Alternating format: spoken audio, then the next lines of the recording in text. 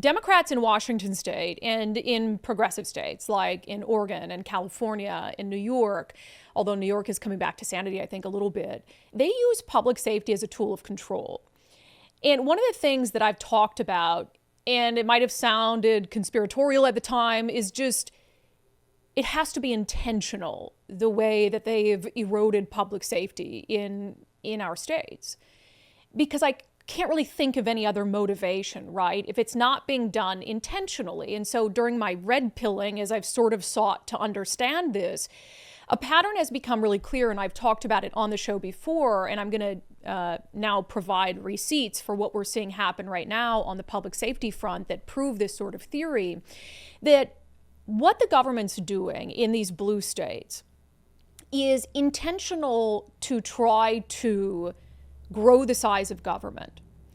And public safety is a really effective means to do that, because when you don't feel safe, I mean, certainly for families, for parents, for individuals, safety is one of the most fundamental things that you want in your life, right? So when that sense of safety and security is stripped from you, someone can get desperate really quickly. And the willingness to give power and control over to the government, to trade anything you can to be able to feel safe again, I think for a lot of people can take over. You know, as I said, I've discussed this on the show in the past. I've also given speeches about it. I want to play for you a clip of a speech I gave in May of last year. And this was after there was an incident we talked about on the show where there was a guy who owned a car lot. And he's sitting at the car lot, and a criminal comes in, jumps in a truck, and steals it. And this was during the time when we were still debating over police pursuits, and police had been stripped of their ability to pursue criminals. And so police sort of gave up the chase of this guy who was in the stolen vehicle. And so the owner of the car lot, not eager to let tens of thousands of dollars drive away and to be victimized like that, he took chase. And you might recall at the time that he's the one who actually ended up being charged with a crime for driving recklessly as he pursued this guy who took off in a vehicle from his lot. And so I gave a speech at the time, this was, I think, in front of the Snohomish County Republican Party, where I talked about this concept of public safety being used as a tool of control by the government after this incident happened at this car lot. Our government has made it nearly impossible for police to protect you. And if you dare protect yourselves, they'll prosecute you for it. Because they want you to be so desperate to feel safe again, for your family to be safe, that you'll turn to the government for help solving the problem that the government created. They'll tell you more taxes will help, more gun control laws will help, that if you give up this freedom or that freedom, you'll be safe again. What other rationale is there? Why else would Democrats be so set on passing laws they know will embolden criminals and leave the law-abiding to feel helpless and scared? And that is exactly what we're seeing play out right now.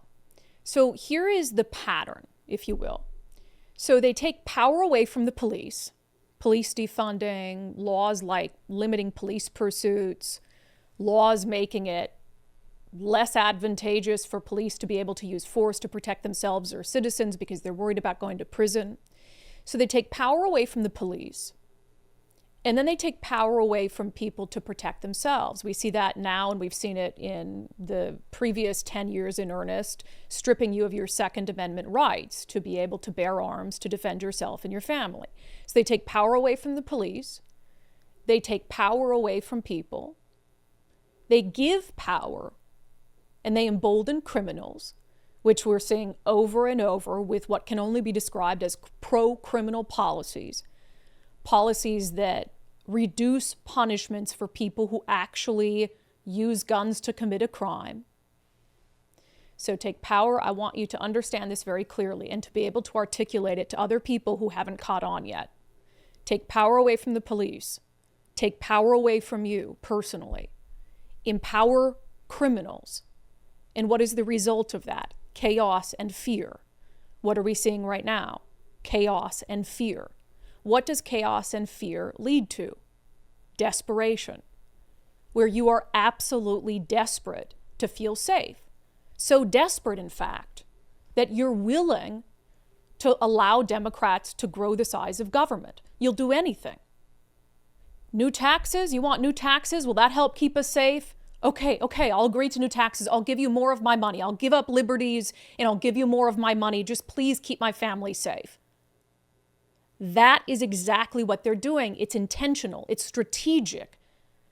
So I want to go through a few of the things happening right now that prove this point. And there's no other explanation for any of it because it matches up with that playbook exactly.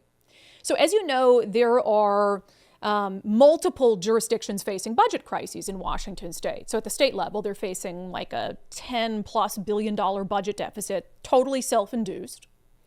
And also in King County, a very similar situation. They have spent and spent and spent on all these pet projects from climate stuff, etc. And now what are they doing? Well, now we're in a budget deficit. So what they're going to want to do is raise taxes, right? So what is the one thing they know they can cut that might make you support them in raising taxes and growing the size of government? Public safety. All the other areas that they could absolutely cut money from. But that doesn't scare you in the same way. It doesn't have the same effect. This from King 5 News. King County Sheriff's Office reduces minimum staffing in some precincts. In certain areas, the Sheriff's Office will also stop dispatching deputies to non-injury, non-blocking car crashes and unverified alarms. So it begins. So they are making cuts of all things to the Sheriff's Office because they want to give power and cover to criminals. They want to create chaos and fear. And they want you so desperate that you will willingly go along with their plans to increase taxes and grow the size of government. Again, there's no other explanation. There's a million other things in King County that they could cut money from, ideologically driven projects, grants that aren't producing anything, like so much of the homeless industrial complex. But of course, that's not going to scare you in the same way as cutting a police response when you have an emergency. So this was the warning, right, leading up to this. King County officials, the sheriff, the prosecutor, this is from Cairo News Radio, it's from just a couple weeks ago. King County officials warn budget cuts will compromise community safety. Chaos, fear, desperation. And even the sheriff, we broke this news exclusively as all of this was happening. So they're scaring you, right? Oh, hey, this is going to impact public safety. And the sheriff herself, who's now a political appointee, what did she do? She sent out an email to her staff telling them that she was actively working with state lawmakers in Olympia to do what? To raise your property taxes. Because that's the only way that we're going to be able to ensure that people feel safe, that you feel secure in your home, that you have a deputy who can respond to a 911 call. The only way to do that is not to spend smarter, is not to cut other things, like the tens of millions, hundreds of millions they spend on the climate crisis, but it's to just raise your taxes. And if we can't raise your taxes, then I'm sorry, you're just not going to be safe because we've also stripped you of your ability to defend yourself. And not only that, at any opportunity that there actually is to improve public safety, they not only refuse to do it, they actively get in the way of it. And we see that right now with the ICE deportations that the federal government is trying to effect. This just came out from ICE Seattle. Jose Del Rio Trejo, 57, a citizen of Mexico, unlawfully present in the U.S., arrested by ERO Seattle. King County had held Del Rio on charges of rape of a child and child molestation in 2024. Do you think King County willingly called up ICE and said, hey, come get this guy? No, ICE has to go around all these hoops to scoop up someone from King County who it should have been an easy transfer. This guy got arrested for child rape. He's in the country illegally. ICE, come get him. Instead, it's a sanctuary jurisdiction. So at a time when we're told that budgets are so thin that they have to cut sheriff's deputies, they've got federal agents willing to help improve public safety by coming in and getting some of the worst offenders off our streets.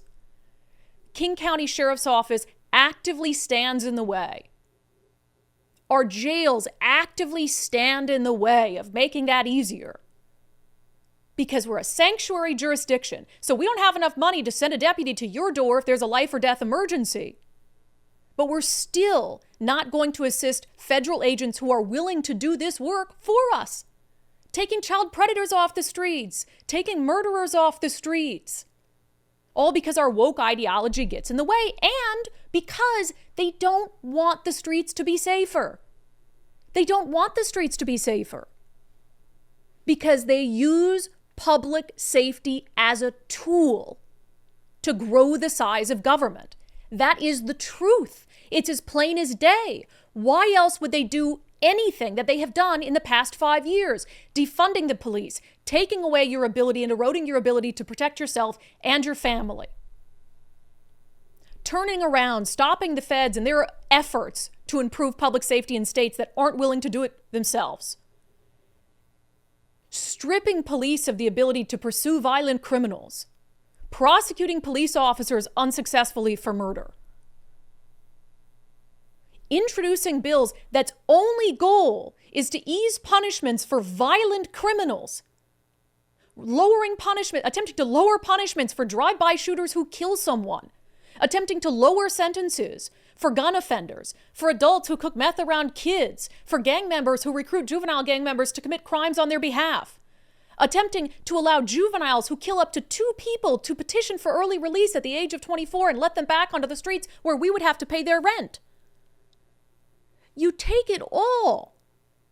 And anyone who has an ounce of independent thought has to understand that it's intentional to grow the size of government. That's not an opinion. It's just the truth because there's no other, there's 2 options.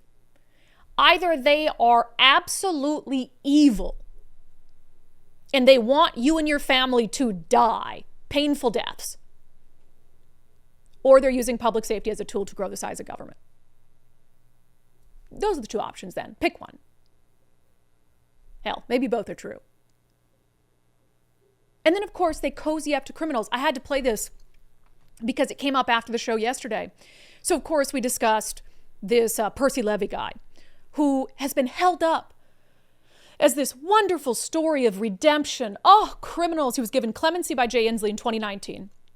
And then, got to shake Inslee's hand. And Democrats ever since then hold him up as the ideal of what you can accomplish if you get early release from prison. They use him to push their soft on crime policies. He routinely is in Olympia testifying.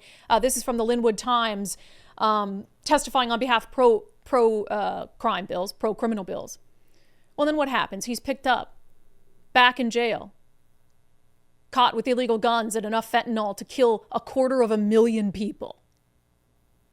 And we were tipped off to this last night. So on the show yesterday, we had played that he was in Olympia this year, testifying on behalf of, this was two months ago, one of these soft on crime bills from Tara Simmons, who's also a felon, a bill that would have made it more difficult to send offenders back to prison if they violate the conditions of their release. And we just said, you can't write it any better than this. Well, apparently you can write it better than that, because what we hadn't seen is the exact same day that Percy Levy was arrested in a traffic stop as part of this major drug trafficking operation, the exact same day, just hours before that, he was testifying in front of the House Public Safety Committee. Here's a clip. Yes, my name is Percy Levy, Percylevy.